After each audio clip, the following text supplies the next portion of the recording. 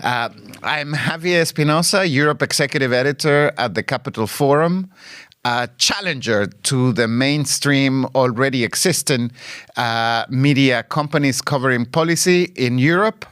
And I am delighted to have with me today Martijn Snoep, head of the Dutch Competition Authority. Very nice to see you, Martijn. Nice seeing you, Javier. And so we are here today in Brussels. You are actually only the second guest to this podcast. I'm honored. Yeah, right after Margrethe Vestager, so no pressure. No.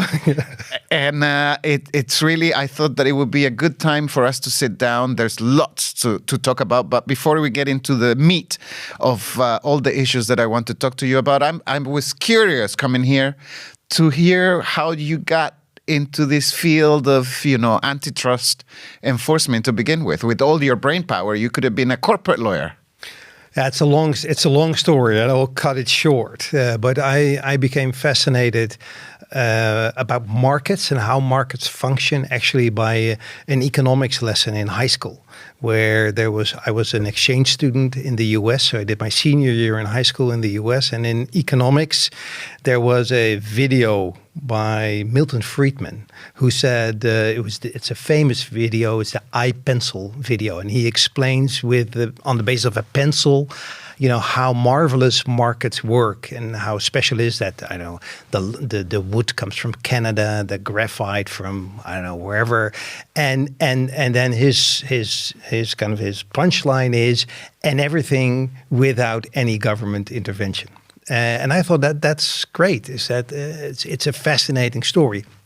And so I became interested when I came back to the Netherlands and I studied law and economics. And I was captured by the European movement, by the Jacques Delors program for 1992 in the internal market. And that's how I got into competition law, because it was basically from a European law interest and a strong heart for Europe that I followed kind of the courses in European law and European competition law, and then was recruited by the law firm of my professor, and I stayed there for 28 years. Mm-hmm. Until you became the head of the Dutch authority a few years ago. A few years ago. So I became head of the authority in 2018. So after 28 years practicing competition law, European law, European competition law, I decided it was enough, and I joined the agency as the head. And a lot has happened since, and more recently, the change in the American administration is sort of reorganizing or reshifting the sands of the conversations that we're having here in Europe. I wonder, from a general sort of point of view, how do you see things evolving? Well, I think there are two aspects to it. One is, maybe to begin with, also a personal. So I've always had a fondness for the US. This was from my time in high school, from my years in college. I went back to work for a US law firm for a year in New York. And I've always had a love relationship with the US. And somehow I feel like they broke off the engagement, or they broke up the relationship.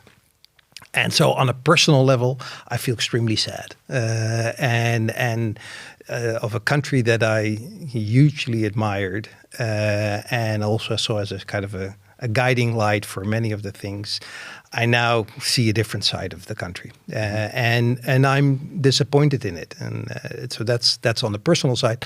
On the kind of more professional side of it, my great worry is that antitrust enforcement becomes now part of a deal, of a transaction. It's kind of no values, no aspiration, no kind of interest in why we have competition law and why it is important to fight for competition, because it's also a democratic value, and it just becomes part of a deal, and that I think is sad to see, and I hope it will not happen, and it is at least in any event something I will fight against. But so just to remind our listeners, our viewers, we had a momentum. There was a movement not just in the US, but also here in Europe, of antitrust enforcement, not as part of a deal, but more, can we call it a very sort of interventionist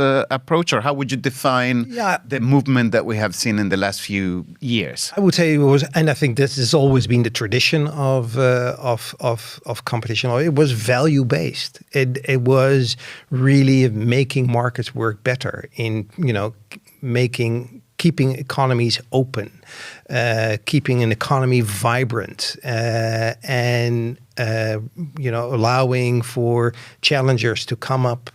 And so I felt, and I still feel, that I'm working on a public interest project, and not being part of a transactional deal where I have to give up on my values in order to get something else back. Is that making it difficult? And your agency has been quite proactive in going after big tech. You started cases against Apple even before the commission. You've introduced, some penalties. You're looking at new sectors now of the economy.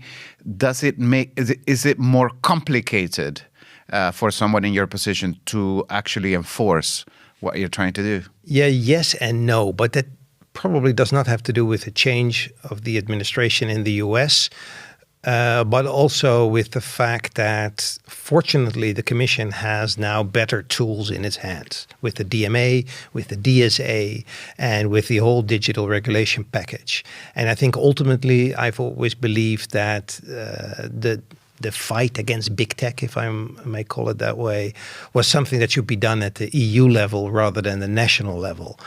Specifically countries that are, as small as the Netherlands, maybe Germany and France and the UK, it's different.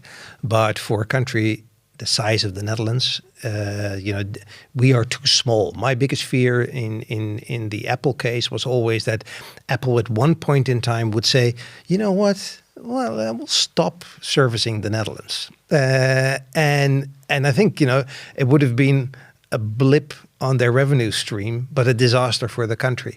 And that shows the imbalance between the power of big tech and the power of smaller countries like the Netherlands. That power balance should be restored, and that should be done at the European level. And that thought and that fear is not totally outlandish. They have reduced services or introduced phased in services only many months after, not just Apple, but other tech companies. So it is a real threat. It is a real threat, and it never actually occurred. And to be fair, the threat was never issued, so we never received kind of a signal from Apple that they would actually do that. But it was something that was on my mind, and I'm sure Apple knew it was on my mind. That's the way how things work. But that's why we have the European Union. And when Margrethe went to Silicon Valley and said in Silicon Valley, we expect big tech companies to comply with the laws in the EU, including the member states. It was clearly also a signal that Apple has to comply also with legitimate orders of the Dutch Competition Authority. I think it's very interesting that we started talking about shifting in politics and a new administration, and immediately we start and move to talk about big tech. Is big tech bad? No, big tech is not inherently bad, but bigness, if I can call that, in any industry has upsides, fantastic economies of scale, a potential to innovate, and there are very good things about bigness in companies in any market. But there's also a downside. And I think that, of course, we need to look both at the upside and the downside.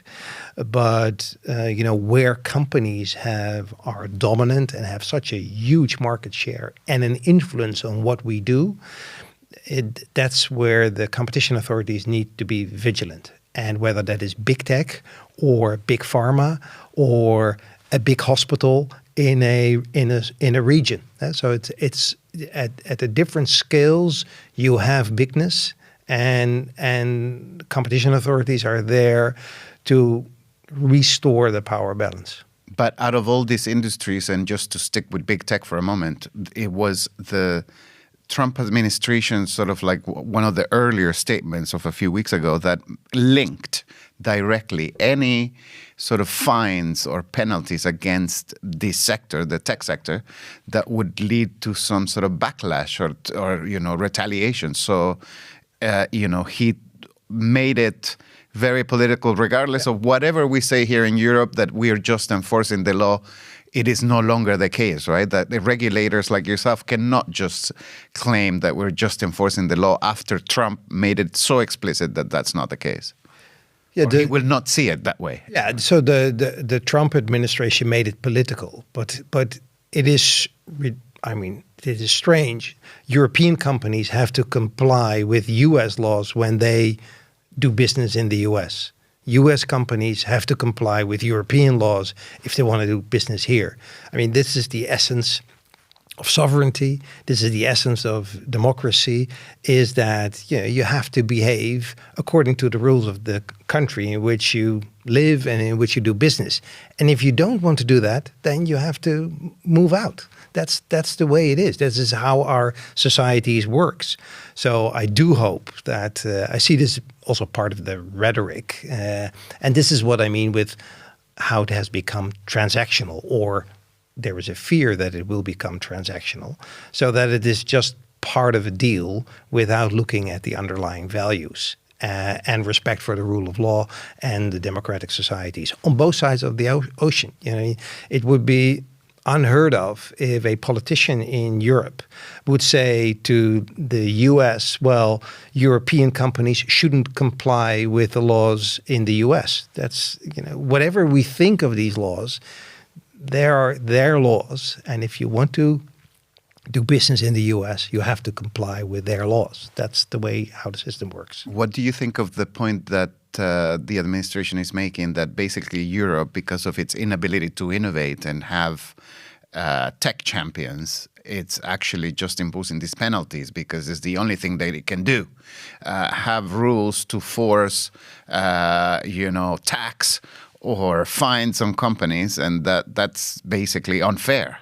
Yeah, but what is unfair is the fact that these companies have put up, walls and dug moats around their systems, where it is impossible for other companies, whether they are US companies or European companies, to innovate, because they are gatekeepers and they have become gatekeepers over time.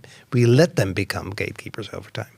And they hold the lock to further growth and innovation. And I think they have too much power over our economies. And I think the laws in Europe, they ensure that there will be a new dynamism in these markets.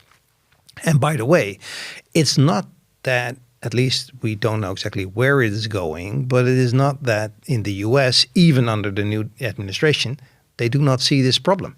So it's also they see issues. And we have also your US companies that want to make use of the DMA when doing business in Europe, which is fine. It's not written for European companies only. It is written to improve competition and to create more fair and more contestable markets. That's ironic, isn't it? And it's emerging gradually that big tech companies are also trying to use the DMA as a tool to slow down their rivals or to advance their position. How is that working out for? Yeah, it's not only big tech companies, but for example, the complainant in our Apple case was Tinder, also a US company. So we had a US company filing a complaint in the Netherlands against Apple. And this was not under the DMA, obviously, but this was just a relatively simple 102 case. And that's fine. So the laws in Europe are also there to protect competition, not to protect European companies. Mm-hmm. I've been chronicling this fight, let's say, between regulators in Europe and big tech companies. And one of the frustrations, as someone who is obviously not an expert but an outsider writing about this, is that it seems to be going painfully slow to the point of irrelevance sometimes, that by the time you move, big tech companies have already, destroyed markets and, captured everything, and that it's basically, you talk about moats, that they're impossible to break down. You're in the trenches, you've actually done the work, and I can imagine it's more difficult than writing headlines for newspapers.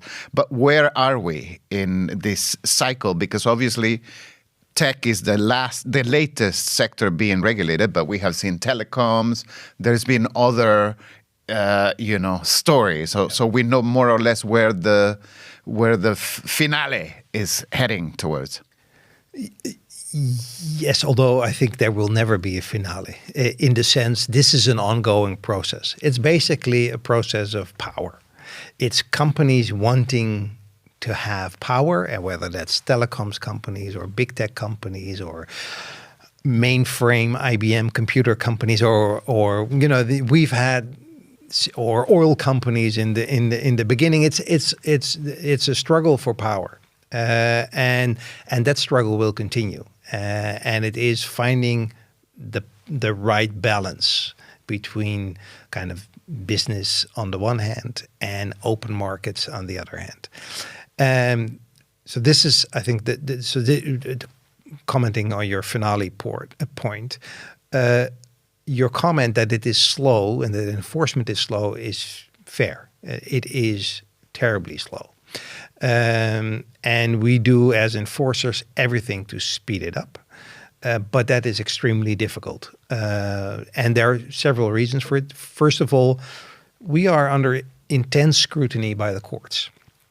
And the courts are pretty strict and picky. And the slightest mistake will be found by well-resourced companies that hire, lawyers to look at everything and every possible mistake that the enforcers are making, and bring that in order to challenge the decision. So we've created a system where enforcers have to be super, super diligent and cannot afford it to make any mistake, and that's why it's taking so long. And that's how the system has developed. I think the DMA, it's too early to tell, but the signs are good. I think the signs are now there that enforcement is quicker under the DMA than it was under 102. And so there is room for improvement, and maybe there are other areas where more like competition regulation can help to expedite competition enforcement. The Digital Markets Act, or DMA, is this relatively new landmark set of rules aimed at opening markets and sort of tackle the stronghold of the incumbents, which are by and large American, but not only companies. There are some critics here in Brussels that point to a dramatic slowdown on the part of the Commission to actually implement these rules. They say that it has now become part of we can bundle it in the trading sort of discussion. I mean, is that worrying? Because it's, goes back to like politicizing what's supposed to be apolitical. Yeah, I'm not sure whether that is true. I just simply don't know.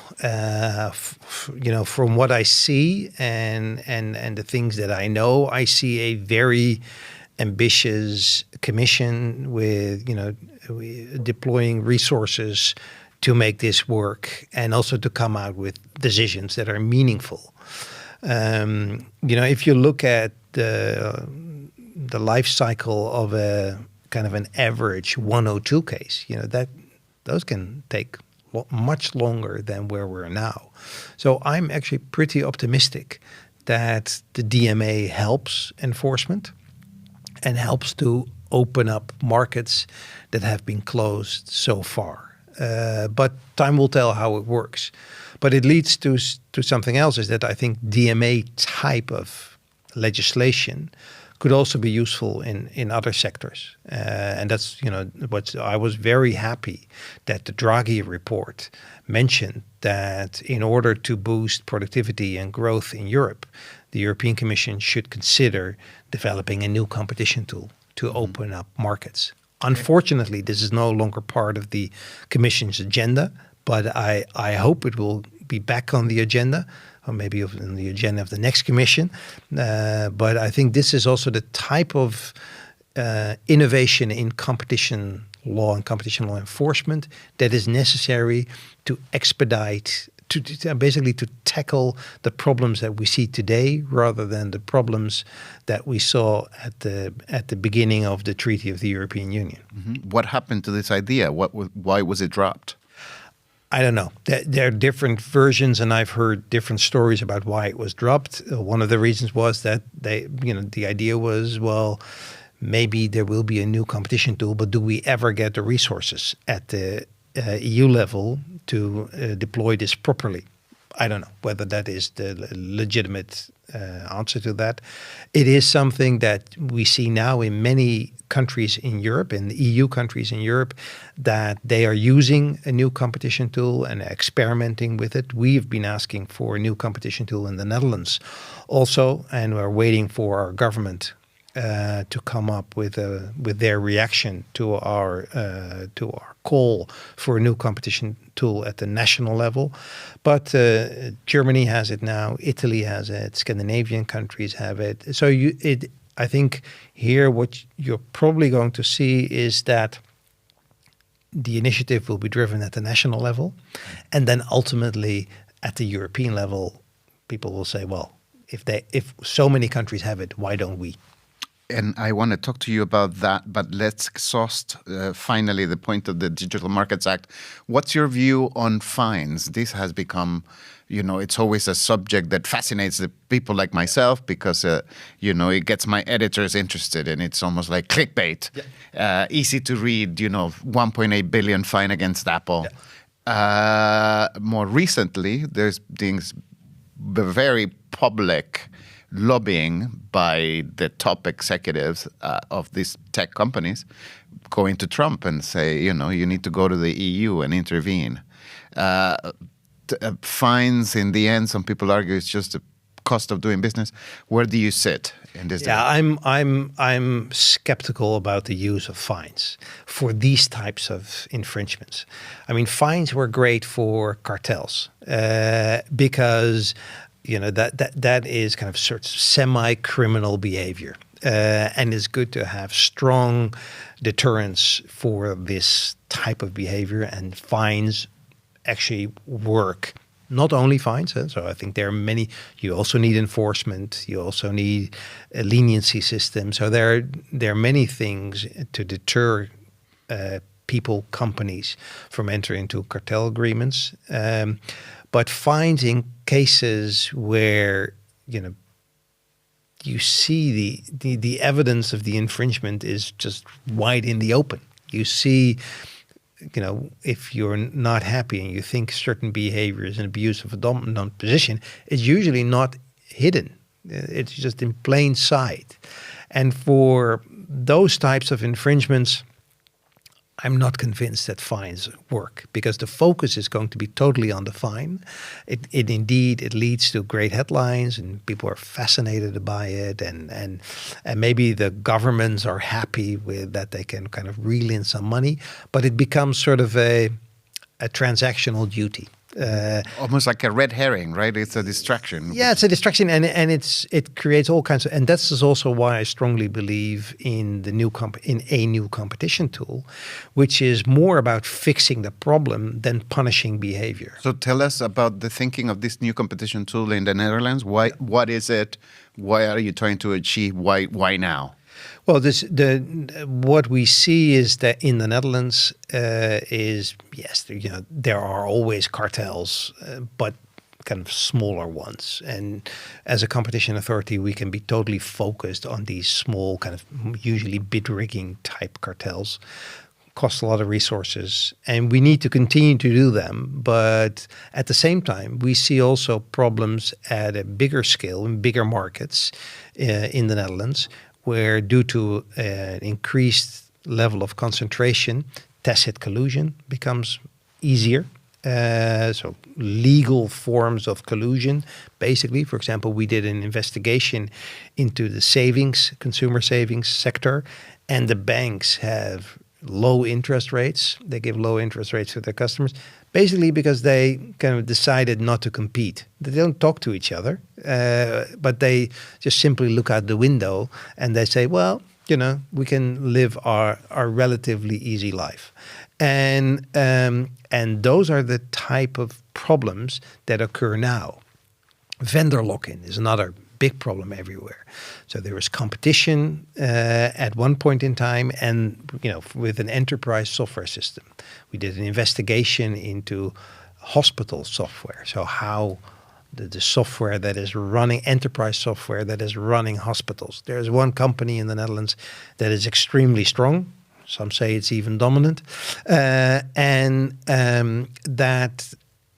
there is some competition when a hospital decides for which software it wants to buy. But once it's in there, it can never leave. So you have hospitals who are stuck into the system for more than 10, 15, 20 years.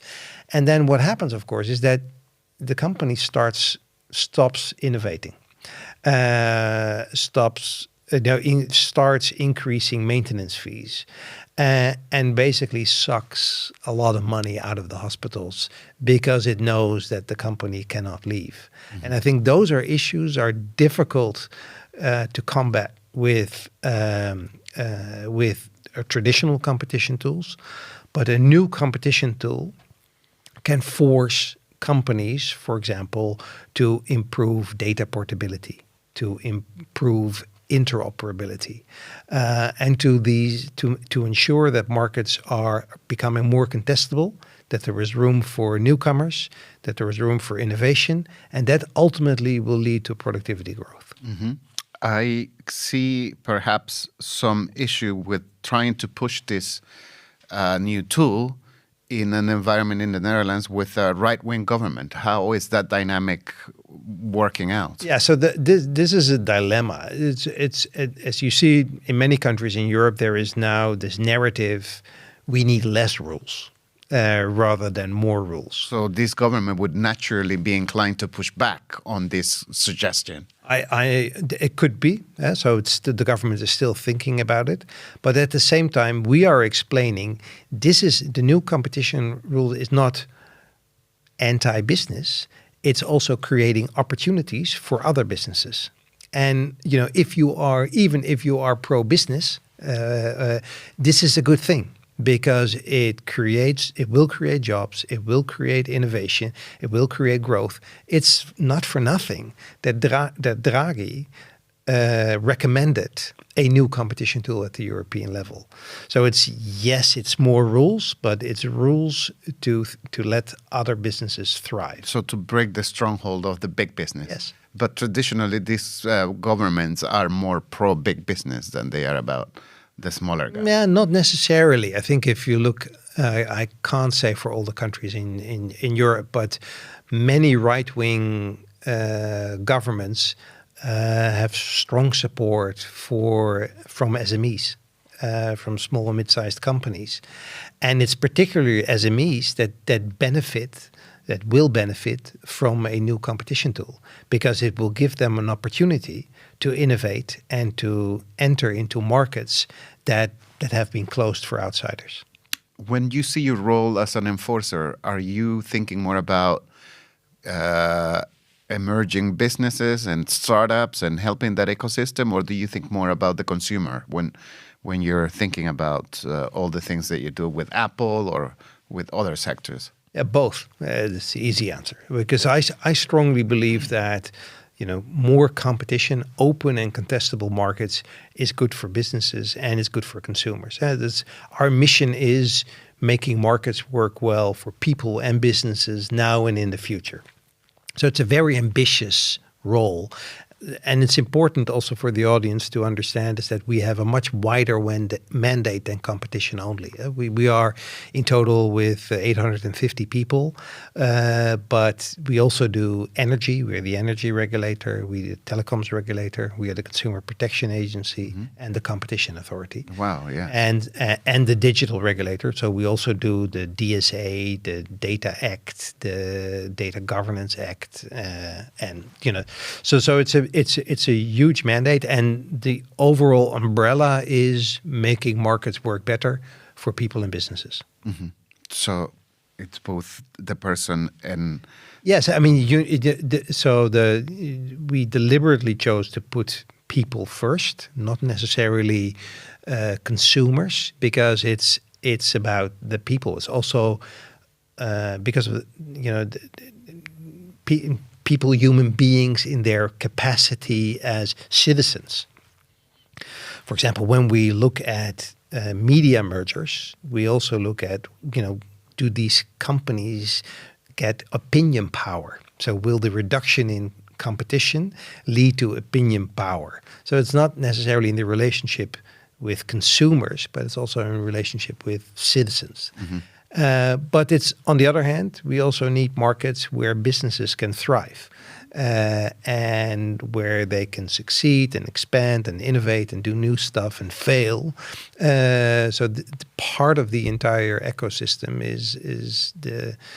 of a market is to look at both sides. Huge mandate and high ambitions. What's the most challenging bit of your day job?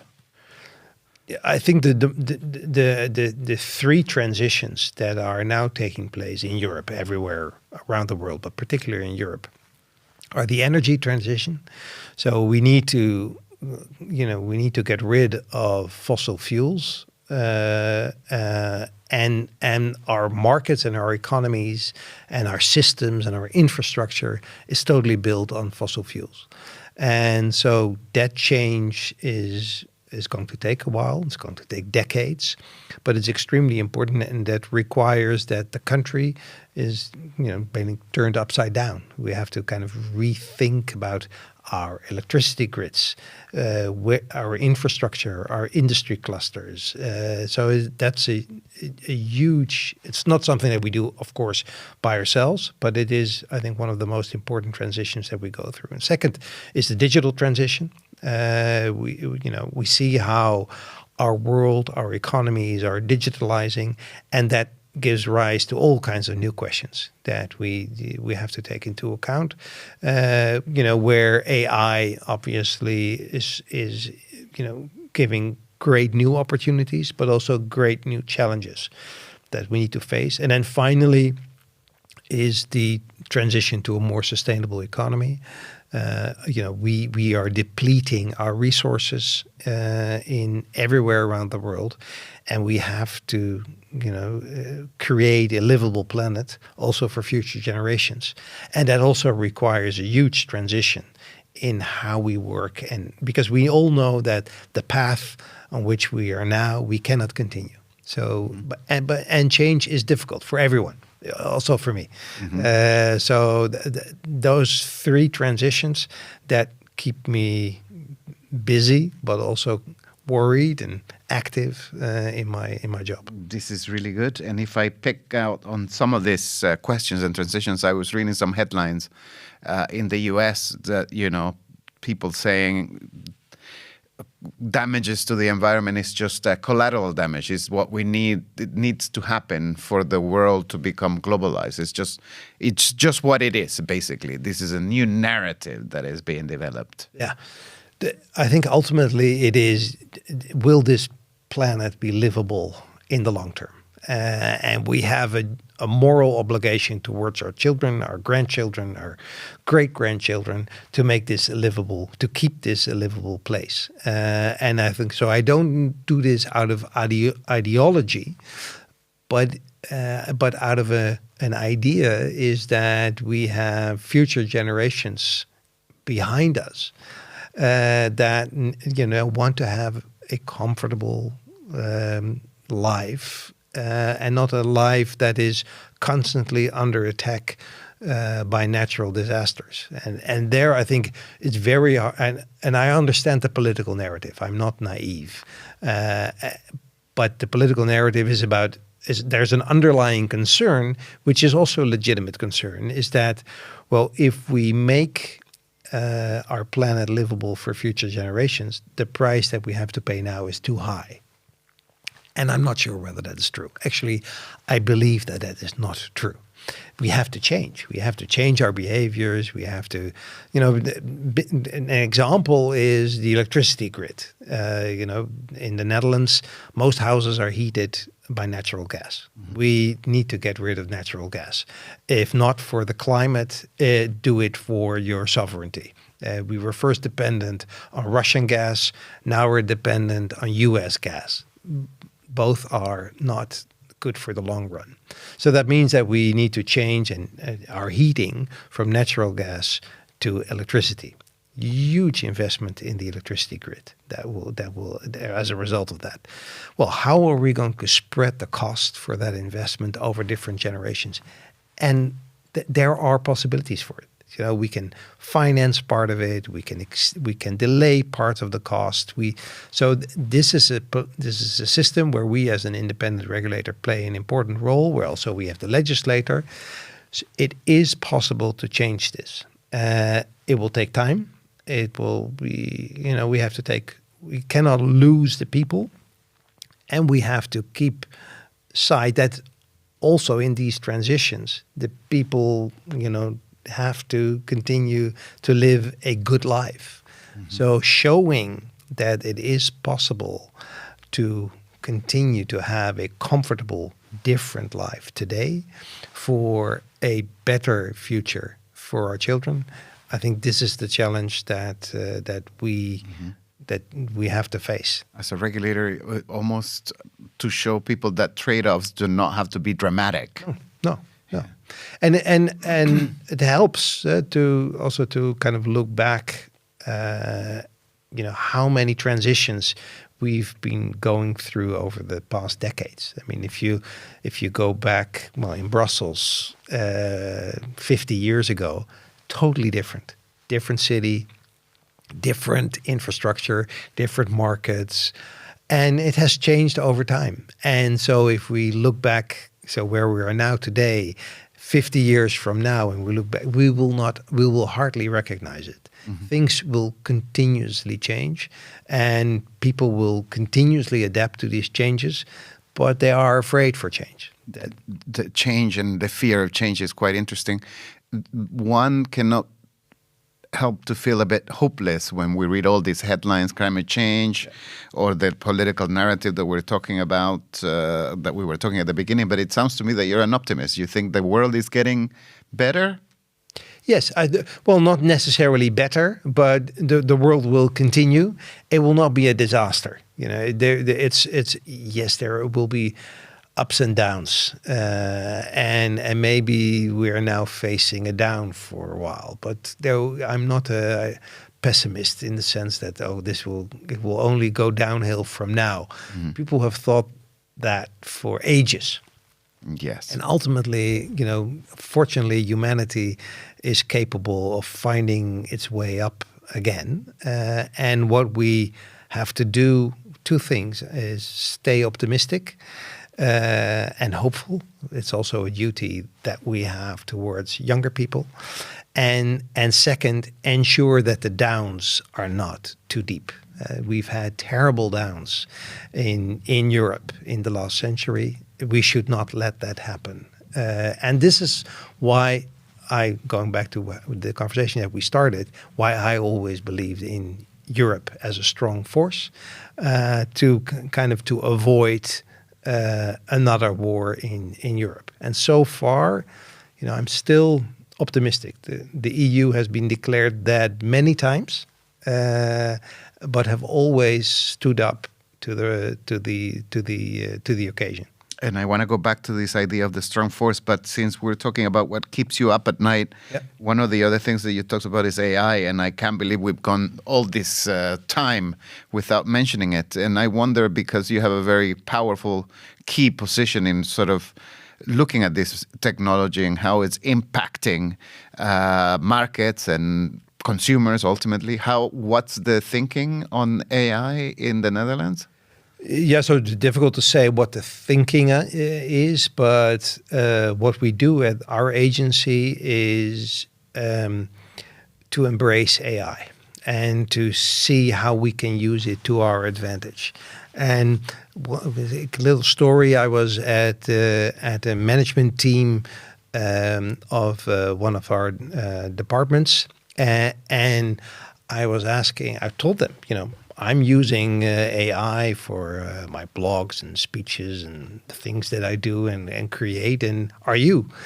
No, so I have to tell it differently. I asked them, who's using AI? And everyone said, no, I'm not.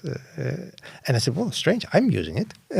And they looked at me, what?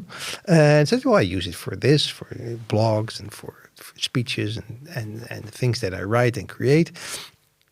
And then suddenly said, yeah, actually, I use it too. And then someone else said, yeah, now that you mention it, I use it too. And they didn't know from each other. So apparently in our agency, there's a sort of, there is AI shame. And I think this is one of the things that a few weeks ago I addressed in front of the entire agency, is that we have to get rid of this AI shame. You have to use it. You have to start using it. Everyone has to do it. This is one side of it. The other side of it is that it gives new challenges, and new things will occur in markets that require different types of interventions. What that is, I don't know yet. But it is. We have to stay vigilant, and we have to keep a close eye on what is happening. But on the other hand, we have to embrace the technology. So it's a double-edged sword. I think it's an exciting time. So the first time that I used ChatGPT, I had really the same feeling, and I think other people have said that too, with for the first time dialing up with a modem on internet, is that you think, wow. I remember when I first sent an email from a BlackBerry. Yeah. It was a light bulb moment. Yeah, it's fantastic. And at that time, we could not foresee the world that is now. And I think we'll have the same with AI. Is we have no idea how this is going to develop. And I'm sure you have fantastic kind of forecasters and people who know everything fine. But many of these predictions in the end will turn out differently. One thing that I often think about this fascinating, and it's really exciting, and I also use AI, to help my writing or to creation, or to even think, to have a dialogue with the robot, so to speak. But this is evolving so fast that, I see some of the cases of Microsoft tying, or the Google cases that are still in court, and they seem like, from the dinosaur area, because now these new models are being developed, right? I mean, it just goes to the well-articulated criticism that the way that, the antitrust is, just really falling behind all the time. Well, I think what we shouldn't make the same mistake as we did with platforms. I think with platforms and social media platforms, I would say as enforcers, but as the entire competition community, with a few exceptions, were a bit naive. We thought, I think there were two things. There was kind of skepticism about social media. Oh, this is for kids. This is not for us. People were actually proud not using social media, and therefore completely missing how social media became part of our economies, our societies. So this was one thing. And then second thing is they underestimated the power of the network effects and thought that, you'll have new entry and you'll have Facebook at one time and then there will be another. And now you see that new entry is extremely difficult. We did see it at the beginning. We saw it at the beginning and then thought that was the natural state and that this would continue all the time. And if you look now back in social media platforms, there's actually not that much innovation and there are hardly any newcomers. And yes, we all try to, or not we all, but many people try to switch from WhatsApp to Signal, from Twitter to Blue Sky. But you see how difficult it is and how strong the stronghold is of the big tech companies on our social media use. Some people they might argue, well, there is no more evolution in the social media landscape because we've reached this optimal point. Consumers don't need to switch from Twitter to whatever other alternative because it serves the purpose. Yeah, but it comes with an enormous price, and that is the price of market power. So we have now social media companies that are so incredibly powerful in our societies that we have no choice but sticking with them. And I think that is something, that power imbalance that we have, that is something dangerous. Not only it's dangerous for our economies, but it's also dangerous for our societies. That is, we cannot have companies that are more powerful than our governments. That is not good for our democracies. And this is how I see how competition and competitional enforcement ties in with democracy. It's, I often say is that what competition is for economic power is our elections to political power. You need a balance of, you need a counterweight against big economic powerful companies, and competition provides that. I'm really fascinated by this idea of a balance of power, and there's huge imbalance and of resources, of time, of agencies, coordination. What are some ideas? I think you're thinking perhaps about building a network of, or coalitions of different authorities to deal with this issue. If you can tell me what's in your mind. Yeah. So, now the center, the driver of enforcement of European competition law is the European Commission. But by default, right? It has been by law. By law, the Commission holds the power. But it decentralized its powers in 2003 by allowing the member states or the national competition authorities to apply European competition law in their own countries. And I think that was a great success. It created the ECN.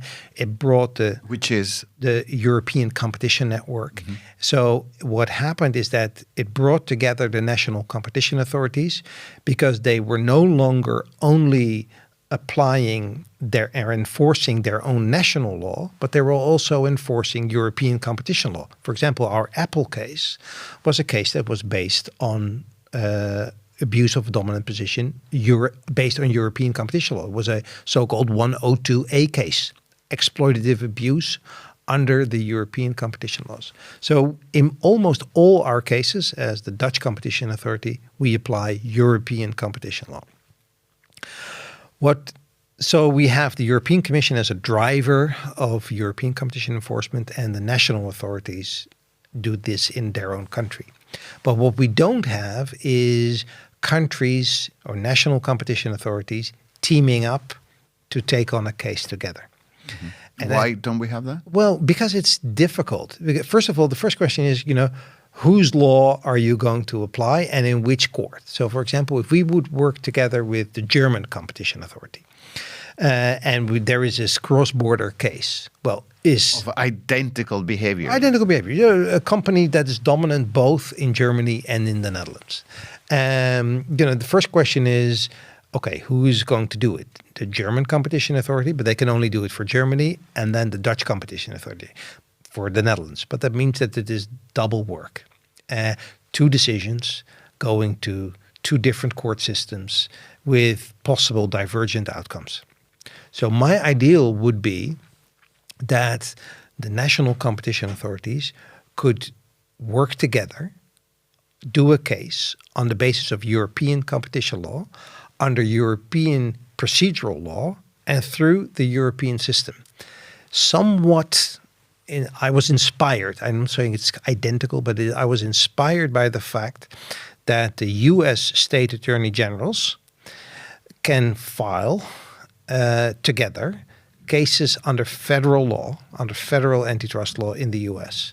And I thought, it's actually interesting. We, as national competition authorities, cannot file jointly a case under EU law in the EU law system. And I think that, so we have to, and it's, I can understand that some of the listeners will immediately cry, this is a crazy idea, this is difficult, this requires a change of the treaty, this will throw the entire system upside down. Yes, I understand. This is not something that can be achieved relatively soon. But it is a vision. I think ultimately it's the next stage for the decentralization of European competition law to allow individual national competition authorities jointly to work on cases. And why is that important? It's important because the Commission will always be understaffed. The member states will only allow the Commission to grow to a certain extent. Good or bad, that's the way it is. So I think one way to tackle that problem is to allow national competition authorities to do more about the enforcement of European competition law for the benefit of Europe as a whole, and that I think is a next stage in adulthood for a true European competition network. What have you seen in the US system that you liked, apart from the jointly filing? I understand that, but what's good about it? Yeah, what is good is also something that you see and that we already have at the moment, but we can kind of amplify that, is that you get innovation in competition law enforcement. Basically what we did with our Apple case. So we started our Apple case on the basis of 102A, so on the basis of exploitative abuse. And that was new. Lots of people were saying, well, that's a crazy idea. And we said, okay, yeah, but it's in the law. So why not try to do this? And now, we'll get our first judgment soon, and maybe it will end up somehow in Luxembourg with the European Court of Justice. But it was a new development, a new innovation. And I think what happens in a decentralized system is that you get multiple centers of innovation, and therefore a quicker development of the law and of the practice, where you can try out things at different levels. We do things that the Commission does not want to do, dare to do, or where it has no priority to do. But we all apply the same set of rules. And that allows for a more rapid innovation of law and enforcement, which is good for Europe. Mm-hmm. You talk about going to places where the Commission doesn't dare going. But actually, no, before asking you that, I'd like to know, do you think that we need a change of the treaty to implement? Yeah, I must be, I haven't thought it through into that practical detail. So this is a kind of an idea that I want to discuss also with others and have scholars think about it. It's a long-term project, but it is. I think what I like about is always how I do also my own work is you need to have a long-term goal, long-term vision where you're heading to, because that gives energy and momentum to move forward. If you don't have a goal, it's hard to move. Very good. On the point of going to places where Brussels necessarily doesn't want to go, you have been looking at vets and the model of private equity. Tell me about what this enforcement is about and why. Well, what you see, it's kind of a more broader, is that we see private equity companies buying into relatively fragmented markets, kind of mom and pop stores type of businesses. And why? Because they see an opportunity to create economies of scale on the one hand, and they see room for professionalization of that market. So one of the markets that they are targeting, not only in the Netherlands, but also in other countries in Europe, is the market for vet services, veterinarians, vets for pets. And what they see is a relatively, small scale vet practices run by professionals. And what they basically do is they buy up the practice and then tell the vet, you can do the work that you really like, that is treating animals. We'll run the business side of it. And that's an offer that is for many vets extremely attractive. What happens next is that prices increase because these private equity companies see that the willingness to pay of the consumer is much higher, is not fully utilized. So prices are skyrocketing everywhere where private equity enters this market. Well, there are different things that can be said about it, but one of the things is that the private equity companies, they're building chains. So they do lots of serial acquisitions, small acquisitions that always stay below the radar in countries with turnover thresholds, like in the Netherlands. So that means that these transactions remain unnoticed because they don't have to be notified to the competition authorities, and they cannot be reviewed. And this is the problem of serial acquisitions.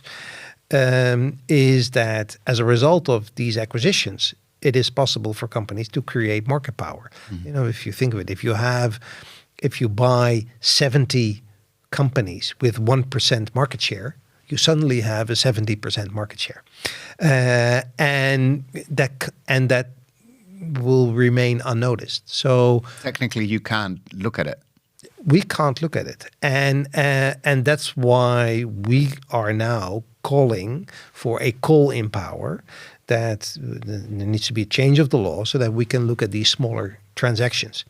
This is something that didn't occur on the radar screen of the European Commission because they look at the bigger European deals, and these serial acquisitions do not occur yet at the European level, but only happen in the member states. And this is, but we use the same system, we use the same laws, and this is what I call about innovation of European competition law, is that things are happening in the countries that are of interest or that could become of the interest later on at the European level, and we can learn from each other. And this is how we work together in this network. So, for example, this going back to the vet practices, our Finnish colleagues faced exactly the same issue, and they did an investigation and actually could demonstrate that prices increased as a result of these transactions, and that there was excessive market concentration in certain local markets in Finland as a result of these serial acquisitions. And same was happening in the UK.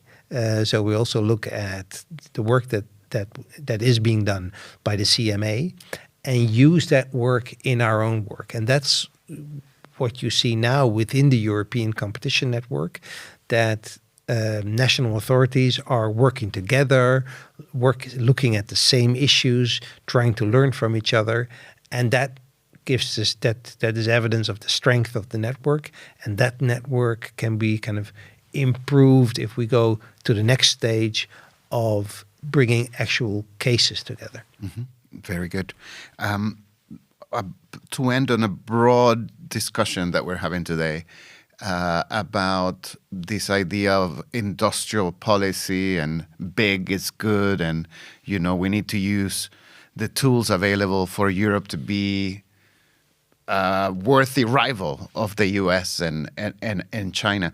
Some argue that maybe antitrust has become a scapegoat for these ideals.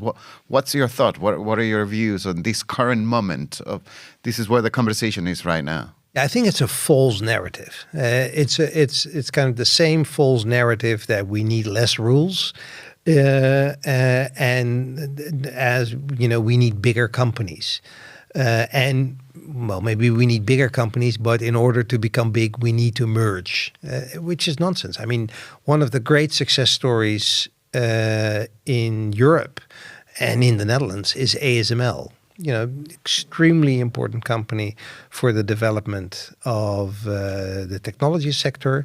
They make the equipment with which our chips are made, and they sell it all over the world. That company was created without any significant merger. And they have a fantastic network of suppliers throughout Europe. They work together with German companies, with French companies, have an integrated supply chain without any merger. So the story that you need a merger to create a success is just false. It's not evidence-based.